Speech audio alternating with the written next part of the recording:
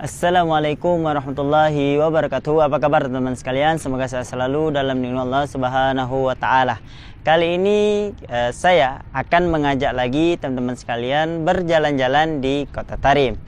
Kali ini kita berada di belakangnya Darul Mustafa ya teman-teman. Nah, kita akan melihat-lihat apa saja sih yang ada di belakang Darul Mustafa. Tentu kita akan mencari topik yang akan kita bahas. Apa sih topik yang akan kita bahas hari ini atau saat ini? Tidak lain, tidak bukan adalah tentang Syarif Az-Zahra, yang mana beliau mimpi ketemu jinnya atau datuknya ya.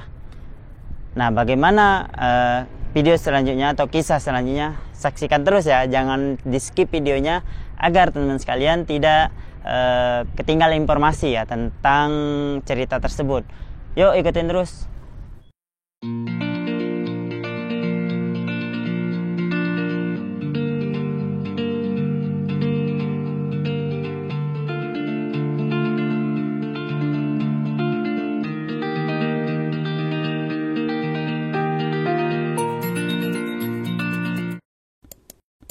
Nah teman-teman, ini di sekolahan ini di belakang Darul Mustafa.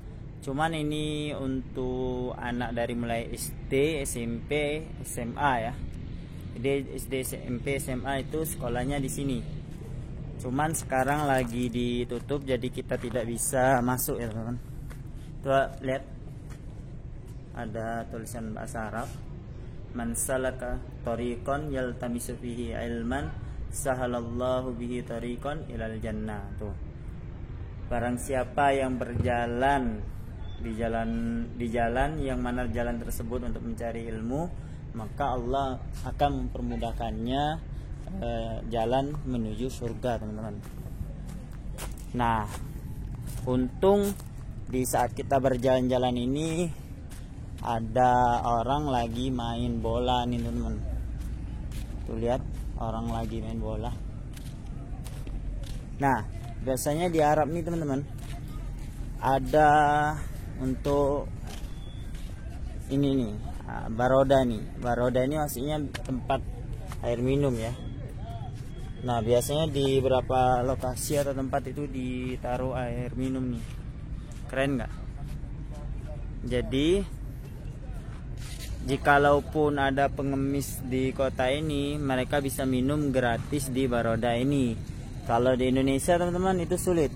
Tapi semoga presiden atau pemerintah kita di negara Indonesia bisa mengambil contoh yang baik ini terus dipraktekkan ke negara kita ya. Dipraktekkan ke negara kita, bisa mengambil hikmah. Jadi orang yang fakir miskin tersebut bisa minum gratis. Karena di Indonesia ini semuanya prabayar teman-teman. Kita berharap saja seperti itu ya. Nah, kalian lihat suasananya. Sekarang kayaknya pertandingan itu wasitnya itu warna merah itu beliau. Ini pertandingan persahabatan antara apa ini ya? Kayaknya antara baju hijau sama baju orange ini teman-teman. Kita akan melihat suasana pertandingan ini. Oh ya, balik ke topik ya. Topik yang akan kita bahas adalah tentang mimpinya IP Zahra ya. Jadi IP Zahra ini menurut Habib Utsman bin Yahya, yaitu orang tuanya Syarif Az-Zahra. Syarif Az-Zahra ini adalah keturunan keempat dari jinnya atau datuknya yang dimimpi Syarif Az-Zahra ya. Sedangkan Habib Utsman sendiri adalah keturunan yang ketiga. Nah, terus Habib Utsman juga bilang nih, kalau keturunan baginda Nabi itu di bawah 35 atau berapa kata beliau, itu mustahil atau kecil kemungkinan. Jadi yang masuknya sananya sampai kepada baginda Nabi itu untuk sampai sekarang ya, itu mungkin sampai di keturunan ke 37, 38 atau 30 berapa gitu ya. Saya juga tidak paham nih teman-teman. Cuman memang kenapa Habib itu sangat dimuliakan oleh kita, karena sanadnya karena nasabnya itu terjaga teman-teman sampai kepada baginda Nabi Muhammad sallallahu alaihi wasallam. Nah, dari baginda Nabi Muhammad sallallahu alaihi wasallam itu sanad nasabnya itu sampai kepada Nabi Ibrahim sampai Nabi Ibrahim alaihissalam, terus sampai ke Nabi Adam alaihi salam. Jadi disitulah kita harus memuliakan keturunan baginda Nabi Muhammad sallallahu alaihi wasallam. Dan juga para habaib itu mereka itu tawadu teman-teman.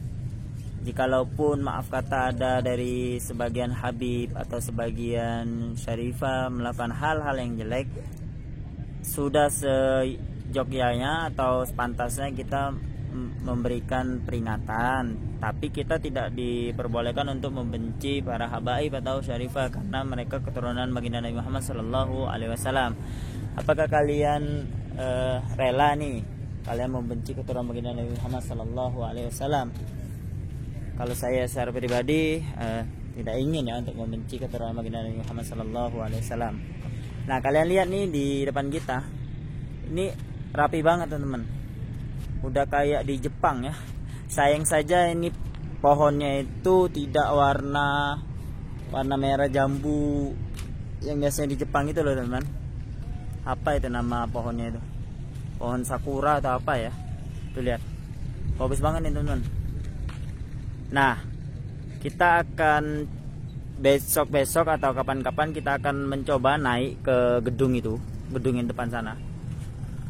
Itu punyanya Habib Abu Bakar Adeni ya teman-teman.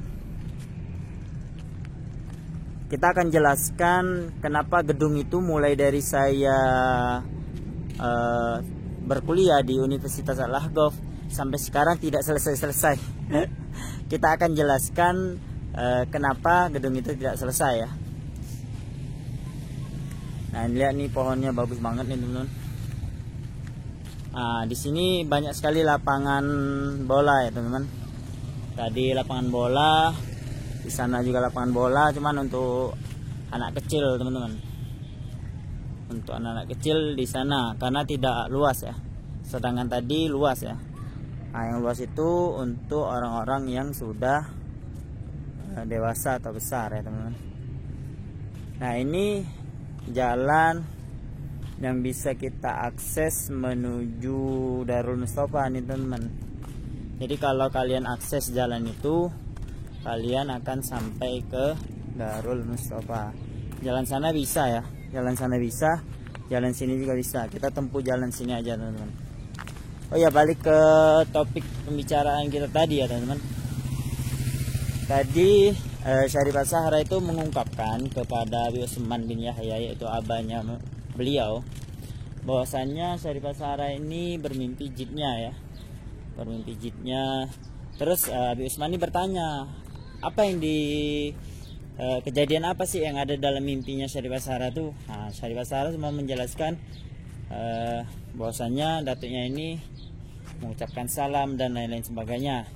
Yang ceritanya kita juga nggak terlalu paham bagaimana, sebab Syarif As-Sahra sendiri pun masih belum terlalu jelas ya ceritanya. Beliau cuma menyampaikan yang jelas itu adalah beliau memberikan salam. Nah, biografi jidnya itu seperti ini nih teman-teman.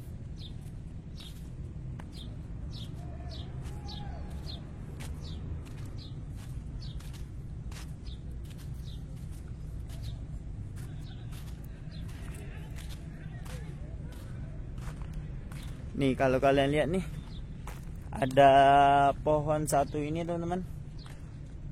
Ini kayaknya mau estate nih teman-teman, mau meninggal. Lihat, daunannya itu habis ya teman-teman. Gak tahu kenapa ini. Mungkin karena nggak disiram nih. Tuh, lihat. Ini tanahnya keras banget teman-teman. Tanah Arab ini sangat keras. Nah, itu dia Darul Mustafa ya, depan kita itu sana. Kalau kalian lihat nggak? Karena matahari ya. Nah, itu tuh. Nah, itu Itu Darul Mustafa nih. Nah, kalau kalian lihat di sana itu ada lapangan juga, cuman bukan lapangan bola kaki, teman-teman. Akan tetapi lapangan bola basket. Dulu waktu saya masih Mustawa 2, tahun kedua saya belajar di Kota Tarim ini, saya pernah tuh main basket sama mereka yang orang-orang Arab itu. Tapi untuk sekarang udah nggak pernah lagi main basket. Capek lari. Larinya capek, teman-teman. Nah, lihat di situ tuh. Ada kambing tuh. Ini gerombolan kambing nih, teman-teman. Kayak yang di depan ini bosnya ini.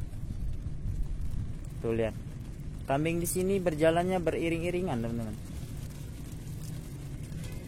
Kayaknya ini deh yang biasanya disampaikan oleh Ustaz Abdul Somad, ya kan? Jadi kambing itu biar terjaga dari serigala yang menerkamnya, dia harus mengikuti rombongannya, karena serigala akan menerkam kambing yang memisahkan dirinya dari rombongannya. Nah, ini.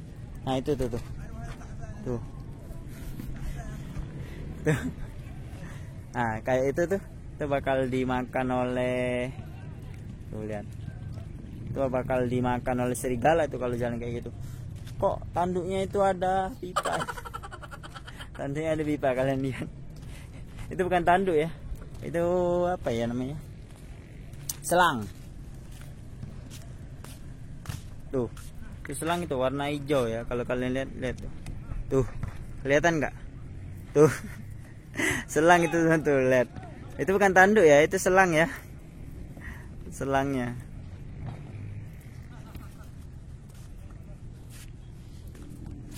Itu lihat mereka itu lagi main basket ya, teman-teman.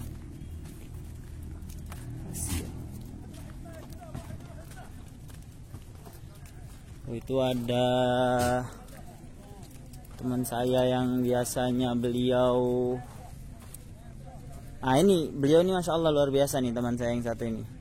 Guru iya, jaga toko iya. Jadi beliau ini serbaguna, teman. Namanya adalah Ammu Ibrahim. Ammu Ibrahim ini beliau serbaguna.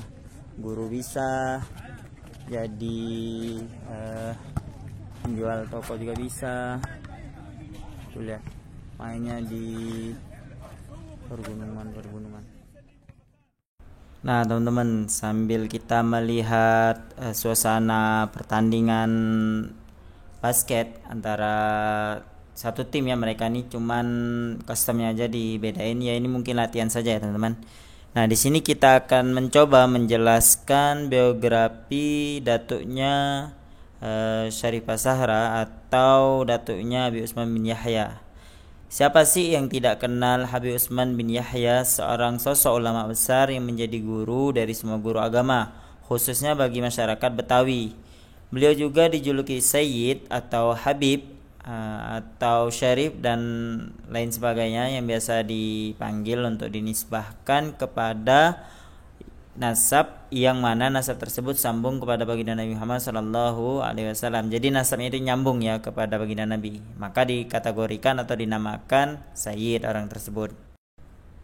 Adapun nama lengkap datuknya Syarifah Zahra adalah Al-Habib Utsman bin Yahya bin Agil bin Syekh bin Abdurrahman bin Agil bin Ahmad bin Yahya dan seterusnya, nyambung kepada baginda Nabi Muhammad sallallahu alaihi wasallam. Habib Utsman ini mempunyai keistimewaan, teman-teman. Salah satu keistimewaan beliau adalah beliau bisa menjadi mufti di umur beliau 22 tahun. Itu sangat sulit ya, karena jadi mufti ini kalian harus memiliki atau memumpuni beberapa ilmu agama.